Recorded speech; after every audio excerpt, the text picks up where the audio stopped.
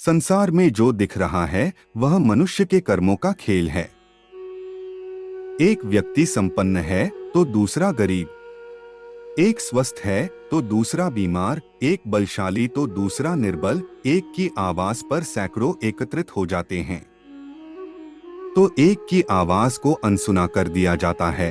कर्मों की यह विविधता देखकर यही फलित होता है कि जिस व्यक्ति का जैसा कर्म होता है उसे वैसा ही फल मिलता है। इसलिए अगर प्रभु ने हमें मानव जीवन दिया है तो हमें अच्छे काम करने चाहिए और अपने जीवन को वासनाओं से मुक्त करना चाहिए ताकि हमारा जीवन सफल हो सके। जिसके संयोग से जीव जीता है और जिसके वियोग से मर जाता है उसे प्राण कहते हैं।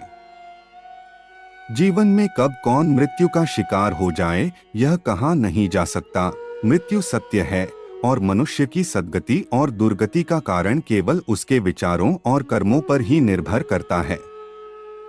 दुर्गति और कालचक्र के बारे में अधिक जानकारी के लिए वीडियो को अंत तक अवश्य देखें और चैनल को सब्सक्राइब जरूर करें। हमें अपना शरीर बहुत ही प्यारा लगता है पर यह जाने वाला है, यह भी अटूट सत्य है। उसकी मोह ममता पहले से ही छोड़ दें। यदि पहले से नहीं छोड़ी तो बाद में बड़ी दुर्दशा होगी।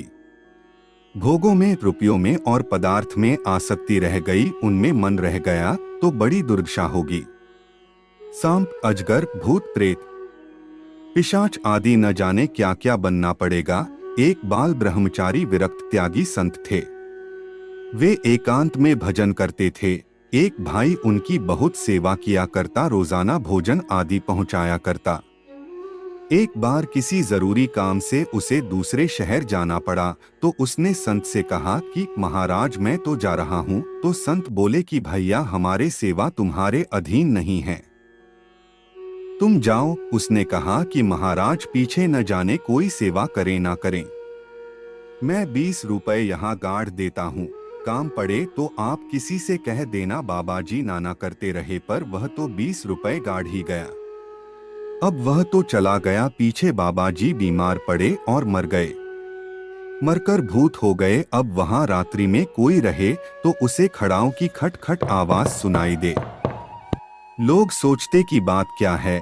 जब वह भाई आया तो उसे कहा गया कि वहां रात खड़ाओं की आवाज आती है, कोई भूत प्रेत है पर किसी को दुख नहीं देता। वह रात्रि में वहां रहा, उसे बड़ा दुख हुआ।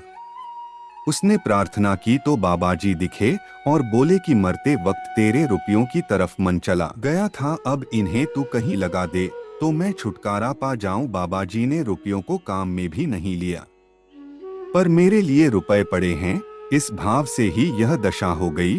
अब वह रुपए वहां से निकालकर धार्मिक काम में लगा दिए, तब कहीं जाकर बाबाजी की गति हुई। ऐसे ही वृंदावन की एक घटना हमने सुनी थी। एक गली में एक भिखारी पैसे मांगा करता था। उसके पास 1 रुपए से कुछ कम पैसे इकट्ठे हो गए थे।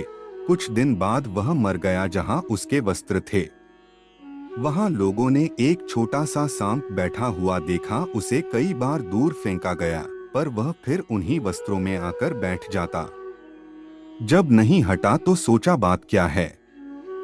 सांप को वहां से दूर हटाकर देखा तो उसमें से कुछ पैसे मिले। वह पैसे किसी काम में लगा दिए तो फिर वह सांप उस जगह कभी नहीं दिखा। यह जो भीतर वासना रहती है यह बड़ी भयंकर होती है। वासना तब रहती है जब वस्तुओं में प्रियता होती है। जहां वस्तुओं की प्रियता या आकर्षण रहता है वही भगवान की प्रियता जागृत होनी चाहिए। भगवान श्री कृष्ण कहते हैं कि यदि आप लक्ष्य को प्राप्त करने में विफल रहते हैं तो अपनी रणनीति बदले, लक्ष्य नहीं। इस जीवन में न कुछ खोता है न व्यर्थ होता है। जो इस लोक में अपने काम की सफलता की कामना रखते हैं वे देवताओं की प्रार्थना करें। खुशी मन की एक अवस्था है जो बाहरी दुनिया से नहीं मिल सकती है। खुश रहने की एक ही कुंजी है, इच्छाओं में कमी। समय समय पर संसार में धर्म की पुनर्स्थापना के लिए सगुण रूप में अवतरित होता है। वह जो मृत्यु के समय मुझे स्मरण करते हुए अपना शरीर त्यागता है, वह मेरे धाम को प्राप्त होता है। इसमें कोई संशय नहीं है। जो इस ज्ञान में विश्वास नहीं रखते, वह मुझे प्राप्त किए बिना जन्म और मृत्यु के चक्कर में घूमते रहते हैं। आज की हमारी प्रस्तुति में इतना ही। अगर आपको यह वीडियो अच्छी लगी हो तो लाइक करें, कमेंट करें और चैनल को सब्सक्राइब जरूर करें। महादेव आपकी सभी इच्छा पूरी करेंगे। जय श्री राम। हर हर महादेव। जय श्री महाकाल। मित्रों,